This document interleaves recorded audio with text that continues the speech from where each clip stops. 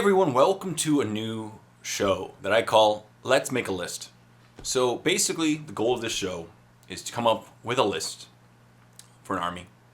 A certain points level, certain quality, and then I will put it out to you guys, and then you can give me feedback. And together, we'll tweak lists and talk about good things, and, it'll all be good. So this week, for the first episode, I was recently asked in one of my videos, what would I recommend for a Dark Angels list? And I didn't specify points. I'll do 1,500. A Dark Angels list that was fun, quasi-competitive, they said, but mostly the emphasis was on cheap. How do you build a Dark Angels army following the normal, Lion's Blade strike force for as little as possible? Because building an army can be very expensive these days. Yes, So that's my challenge for this week. So I want to build an army. Now the criteria has to be 1,500 points. It has to fulfill the Lion's Blade strike force, and it has to be as cheap as possible. So here we go. Now, as Dark Angel players, we have the privilege of building an army for relatively cheap because of the starter set, because of Dark Vengeance. Because Dark Vengeance, a lot of people buy for the Chaos side, and then they want to sell off their models, or you can buy a couple of them, and then, if you have a Chaos friend, sell it to them, sell off the rulebook. There's tons of miniatures available on eBay, Kijiji, anything secondhand. So Dark Angel players have a really easy time collecting miniatures because of the Dark Vengeance starter set, which is, in my opinion, one of the best starter sets for starting an army, period, if you're a Dark Angels player. Because the Dark Vengeance starter set comes with a Chapter Master, or Company Master, a Librarian, a squad of 10 Tactical Marines with a Sergeant, a Plasma Gun, and a Plasma Cannon. And on top of that, it comes with a squad of 5 Deathwing, one with a Chain Fist, a Sergeant, and one with the Assault Cannon. And it comes with 3 Ravenwing, 1 Sergeant, and 1 with a Plasma Gun. So using these alone, you can build an army. I built almost my entire Dark Angel army off 4 sets.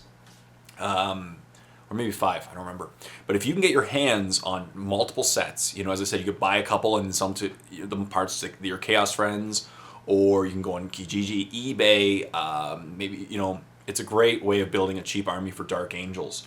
So we'll start off with this, and I'll talk about this. So basically, the cool thing about this is, I'm going to talk about this, but you can build almost an entire 1,500 point list with very minimal amounts of extra models on top of a couple starter sets. Yeah. So this entire list that I'm going to go over, I'll go over it and we'll talk about it after. So, of course, leading the army, the core of your army as a Dark Angel player, if you're going with the Lion's Blade Strike Force, you have to have a Demi Company. And now a Demi Company for Dark Angels is very specific. You don't have any options, really. You have to take 3 Tactical Marines squads. You need to take a Company Master or a Chaplain. You need to take an Assault Squad, a Devastator Squad, and yeah, that's it. So the coolest thing about, as I said, the Dark Vengeance starter set, it comes with a Company Master. So we'll start off with leading the army, a Company Master. I'm going to give him, just as an upgrade, I gave him Artificer Armor and a Power Sword. Because the model is equipped with a Power Sword from the Dark Vengeance starter set. So you may want to just give it, it's a 15 point upgrade. And plus with Artificer Armor, gives him a 2-up armor save. So now, for 125 points, you have a Company Master. Like, you can easily represent him from the Company Master from the Dark Vengeance starter set. You're in great shape so far.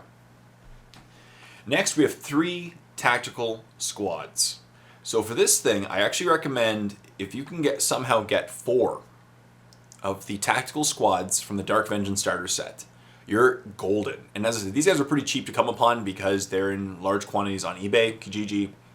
You buy a couple starter sets. Now the reason is why I recommend 4 of the Tactical Squads from the starter sets is because each one comes with a Sergeant, a Plasma Gun, and a Plasma Cannon. So what you do is you take the 4 Plasma Cannons and take them away from the squad. And then you take the Sergeant from one of the squads and take him out.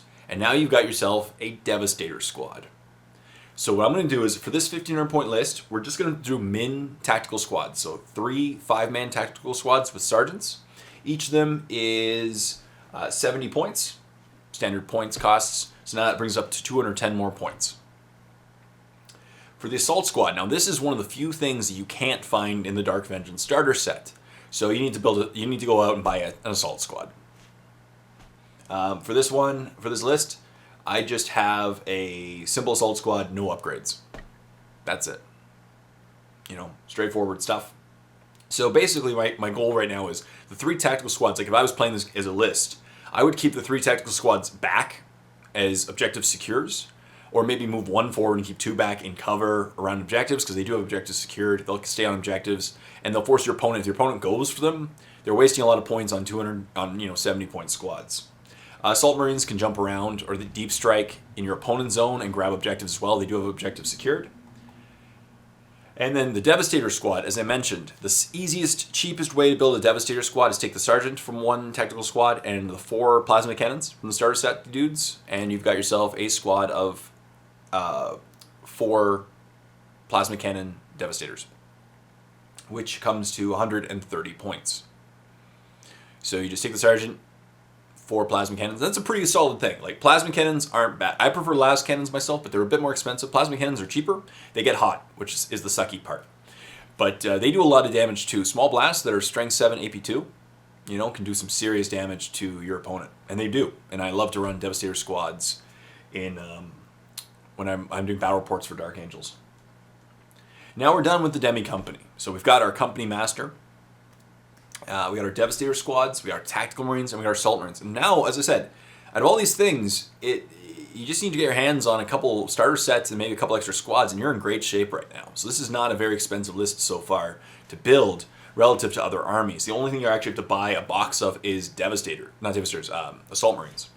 So then up next, we have the Deathwing Redemption Squad. So I'm trying to make this list, this is going to be a multi-wing list, because I think they're going to be the most fun, and they're actually going to be pretty effective as well. I think the strength of this army lies in either pure Raven Wing or a combined arms wing, like a combined wing.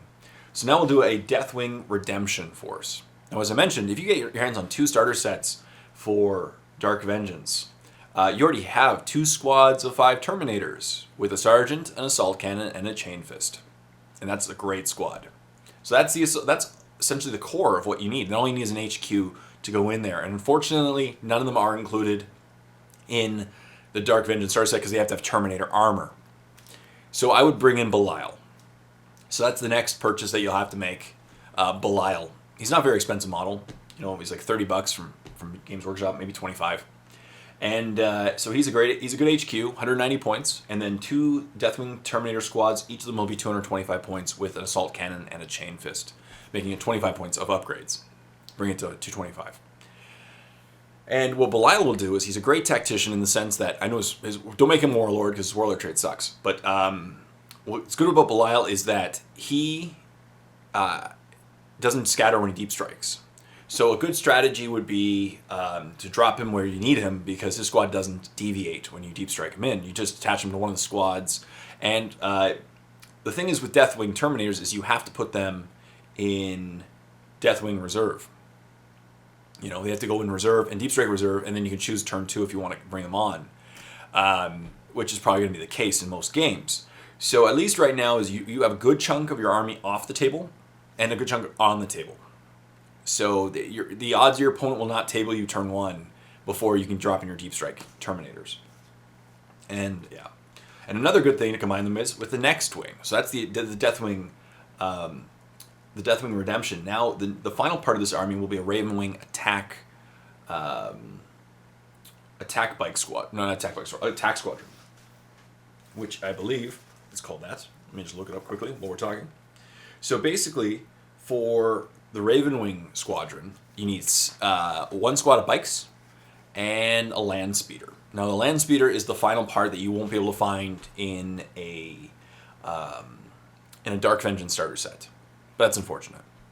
So, but it's not too bad. Like, it's not too expensive of a thing to buy. You buy 1 land speeder, and then you could take a squad of 6 Raven Wing.